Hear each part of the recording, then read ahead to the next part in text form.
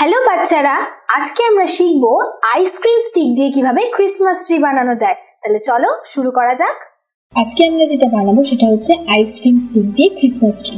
এটা বানানোর জন্য আমাদের চাই দুটো পাইপ, আইসক্রিম স্টিকস, কাঁচি এবং একটা গ্লু গান। প্রথমে আমরা আইসক্রিম স্টিকগুলোকে এইভাবে আঠার সাহায্যে আটকে নেব।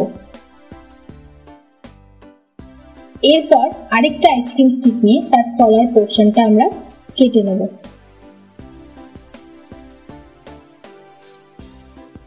এবার এটাকে উল্টো করে এর উপরে একটুখানি আঠা দিয়ে আমরা এই টুকরোটাকে জুড়ে দেব।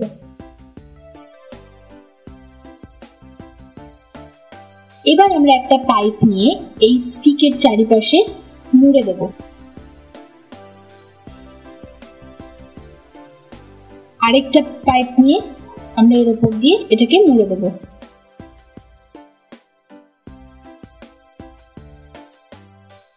আপনি যদি চান তো এর উপরে স্টারস দিয়ে ডেকোরেট করতে পারেন।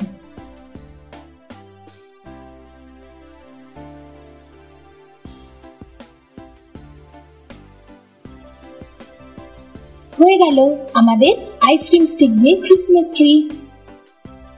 তাহলে তোমরা শিখলে কিভাবে আইসক্রিম স্টিক দিয়ে ক্রিসমাস ট্রি বানানো যায়। যদি তোমাদের এই ভিডিওটি ভালো লেগে থাকে তাহলে আমাদের ভিডিওটি লাইক এন্ড শেয়ার করো আর আমাদের চ্যানেলটি অবশ্যই সাবস্ক্রাইব করবে।